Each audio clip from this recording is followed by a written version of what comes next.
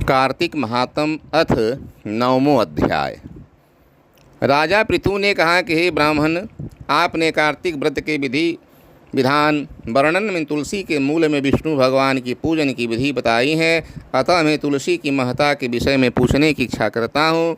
तुलसी देवाधिदेव विष्णु भगवान को कैसे इतनी प्यारी हुई? हे नारद, यह कैसे और कहाँ उत्पन्न हुई? आप सर्वज्ञ हैं, कृपा करके यह कथा संक्षेप में कहिए। नारद जी ने कहा कि हे राजन, आप सावधान होकर के तुलसी जी की महत्ता और जन्म का प्राचीन इतिहास सुनिए। मैं कहता हूँ, प्राचीन काल में सब देवगणों तथा रंभा आदि अप्सराओं से सेवित इंद्र जी शंकर भगवान के दर्शन निमित्त कैलाश पर्वत पर गए।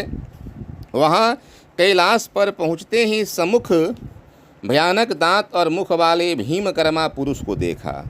इंद्र ने उससे पूछा कि आप कौन हैं? जगदीश्वर शंकर जी कहाँ गए हैं? इस प्रकार इंद्र के द्वारा बारंबार पूछने पर भी हे राजन, उसने कुछ भी उत्तर नहीं दिया। तब वज्रधारी इंद्र क्रुद्ध होकर के उसे फटकारते हुए बोले कि मेरी बारंबार पूछने पर भी तुम कुछ उत्तर नहीं देते हो, अतः हे दुष्ट, मैं तुमको वज्र से अभी मारता हूँ। इस समय कौन तेरा रक्षक है? इस तरह कह करके इंद्र ने उसे दृढ़ होकर के वज्र से मारा। इंद्र के मारते ही उसकी ग्रीवा नीली तथा राख हो गई और रुद्र भगवान अपने तेज से इंद्र को जलाने लगे। यह कांड देख करके बृहस्पति ने शीघ्र हाथ जोड़ करके तथा इंद्र ने पृथ्वी पर दंडवत नम्रीभूत होकर के स्तवन करना प्रारंभ किया। बृहस्पति ने कहा कि हे देवों के अधिपति, त्र्यंबक, कपर्दी, त्रिपुरारी, सर्व और अंधकासुर का वध करने वाले शिव जी, आपको मेरा नमस्कार है। अदृश्य रहने वाले, अनेक आकृति धारण करने वाले, शंभु, यज्ञ विध्वंसक, यज्ञ फलदाता, कालांतक काल, काले सर्प को धारण करने वाले, ब्रह्मा का शिरोच्छेदन करने वाले, ब्राह्मण के हितकारी हे शिव जी, आपको मेरा नमस्कार है। नारद ने कहा कि इस प्रकार बृहस्पति की स्तुति करने पर तीनों लोकों को भस्म करने में सशक्त शिव जी अपने नेत्र को दहकती हुई अग्नि को संभालते हुए बृहस्पति से बोले कि हे देवगुरु, आपके स्तवन समय अति प्रसन्न हूँ। आपकी इच्छानुसार वर मांगे, आप अपनी इच्छा के अनुसार वर मांगे। आज से इंद्र को जीव दिलाने के कारण आप जीव नाव से संसार में विख्यात होंगे। बृहस्पति ने कहा कि हे देव, यदि आप प्रसन्न हैं तो इस शरणागत इंद्र की रक्षा कीजिए और अपने नेत्र द्वारा उत्पन्न अग्नि को शांत कीजिए। शंकर ने कहा कि नेत्र द्वारा फिर भीतर अग्नि कैसे जाएगी? इसको कहीं दूर फेंक दूंगा जिससे इंद्र को कष्ट न दे मैं। नारद जी ने कहा कि यह कह करके शंकर जी ने उस नेत्राग्नि को हाथ में लेकर के खारे समुद्र में फेंक दिया और वह आग गंगा सागर के संगम पर गिरी। उक्त स्थान पर गिरते ही वह अग्नि बालक रूप में परिणत हो गई और वह बालक रोने लगा। उस बालक के रुदन से संपूर्ण पृथ्वी बारंबार कांपने लगी। देवलोक आदि सत्यलोक तक सब लोकों के निवासी बधिर हो गए। इस शब्द को सुन करके चकित होकर के ब्रह्मा भी वहाँ गए कि यह क्या हुआ।